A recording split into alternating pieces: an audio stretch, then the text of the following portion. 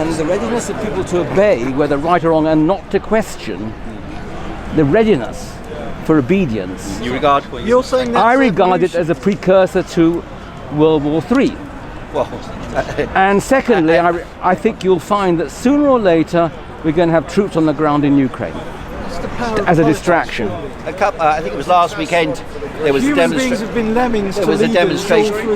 Haven't human beings been lemmings? Yes, that's all through society. We accepted the restrictions. I got used to being subject to restrictions. I quite liked it in the end. I didn't mind. It was a test run for the great. You were being looked after. Yeah, yes. If you had fragile for the health, first you were time, probably doing the right thing. For the first time, of course, they were arguing that the state now was looking after everyone. After all, what they? You got your money at home. You know, in Brazil they carried on without any if you were unwell, you go to hospital. You know, the state will provide you with furlough money. You know, the unemployed will get a bit more than usual. Now, of course, they're paying part of your energy bill, you know, so that we can all chip in for the war in Ukraine. Last week there was a demonstration in Berlin. It was the biggest anti-war demonstration so far. And the slogan they said was, because in Germany first they said, we're not sending weapons, but we'll send them helmets. Then they said, okay, we're not just going to send them helmets, we're going to send weapons. So then the Germans, they said, first the helmets, then the weapons, then our children. And of course that is also true, is that the West, and it is the West, has been determined to escalate this war as a substitute for the coronavirus crisis. The coronavirus crisis died exactly the same week as the war started. Exactly the same week. And of course, then suddenly the yellow and blue came out.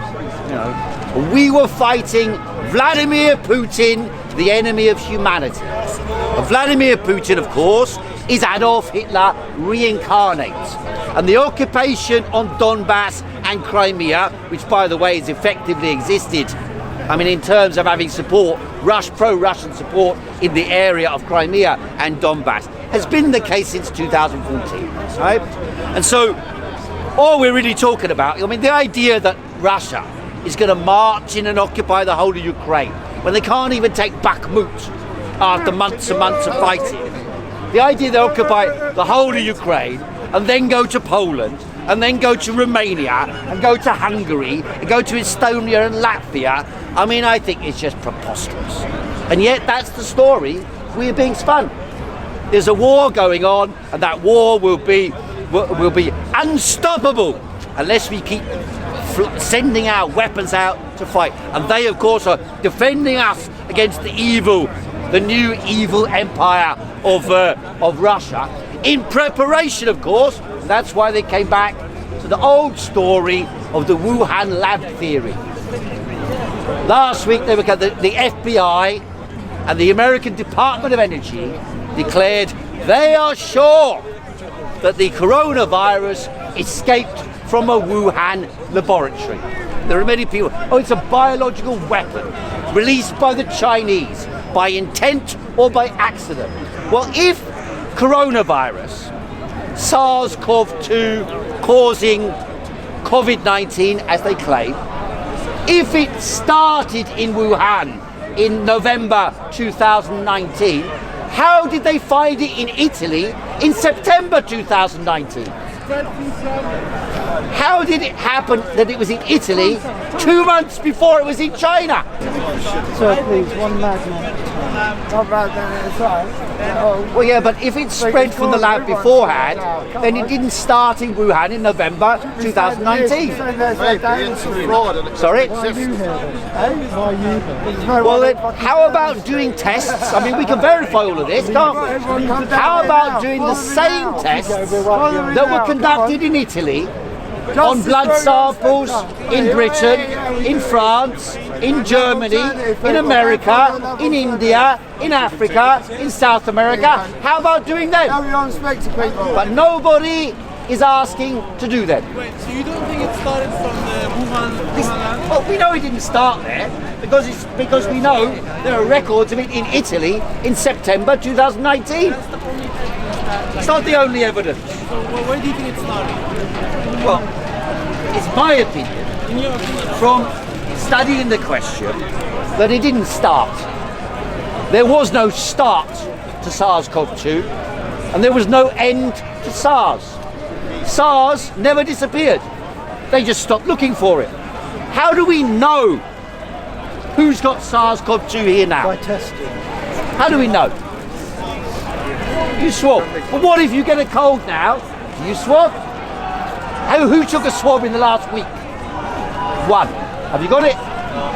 How do we know? Might have been a false negative. You look like you might have many other things. One person, that's what, he's keeping his distance. To be fair, he's keeping his distance. A little bit more, a little bit more. You're more than, look, he's moving away now. But there's a point to this, and that is the very fact that you've had a test makes people think, oh, he might have it. Whereas everyone else didn't take a test, no one thinks he had it. So the point is the test itself is the only way we were able to identify it. So if we don't test, it doesn't exist. So if we didn't test before 2019, which we didn't, because there was no test. Tests weren't available. So how do we know that it didn't exist then? The only way to know is to go back and do tests retrospectively on the blood samples from before Wuhan in 2019. And I know for a fact, because I've done the research on it, from peer-reviewed papers, which up until 2017, a meta-analysis of pneumonias of unknown origin from 1945 until 2017 across Europe and America, carried out by leading research labs, meta-analysis of all the studies, found that 50% of all pneumonias were of unknown origin throughout that period.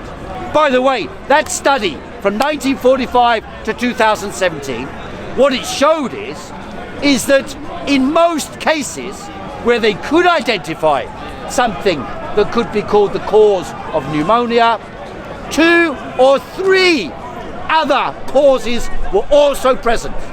So bacterial infection, for example, chlamydia, and viral infection. So it's not just one thing. Even in the whole last 2 years, when someone was tested positive, you have got this. Did they test for anything else you might have? They did not. There was only one test that they carried out. For 3 years, the world was ruled by one single test for one single type of RNA strand. That's all they looked for. And by the way, that test was based upon one person, one single person from Wuhan. Because if you cross-question some of the scientists that we've got today, who call themselves scientists, they are pimps for the pharmaceutical industry. They're pimps. They're not scientists. They're Patrick Vallance, for example. I was reading about him last week. Patrick Vallance and the Bill Gates type network were responsible for the policies carried out around the world over the last 3 years. They're the ones who pushed, because they had a pre-prepared package. You know, everyone, Dominic Cummings, he said, well, when the pandemic came along, none of us knew what to do. And then along came the Bill Gates type network, and they had all the solutions already in advance. You know, already in advance. You know, the Chinese got a saying: if 3 mouths speak as one, they can turn the world to gold. So, if 3 mouths, so you've come to a meeting, and I've done it before. I was in what's called the militant tendency. They were scared we were going to take over the Labour Party. How did we do it? We'd have 3 people, we meet before the meeting, and we say, when this resolution comes up, I'm going to say this, you're going to back up with this, you're going to back up with that, and everyone else is not in that group. They haven't pre-prepared. One person stands up and says something against you, but it's not coherent or consistent. So 3 mouths speak as one, the meeting sides in your direction. So that's the way they operate. The Bill Gates network have been preparing since 2000 with CEPI, with Gavi, with their influence and finance of the world. They're the largest financier of the World Health Organization. You know, the largest in the world apart from America, I think it was, but even there, I think they're even bigger now. And the staff of the Wellcome Trust, and the staff of the WHO, and the staff of CEPI, and the staff of the Gates Foundation, they swap around. One person leaves, you know, that Suzanne Michie, was advising the British government about how to scare everyone in Britain to stay at home and obey. She's just been given a job after having failed in everything she did in Britain for 3 years. She's just been given a job at the WHO. They move in the same circles, they swap jobs with each other, and they all promote the same psychosis, assuming that the world's population will continue to regurgitate the shit, assuming that you won't bother to look at what actually happened, what actual lies took place.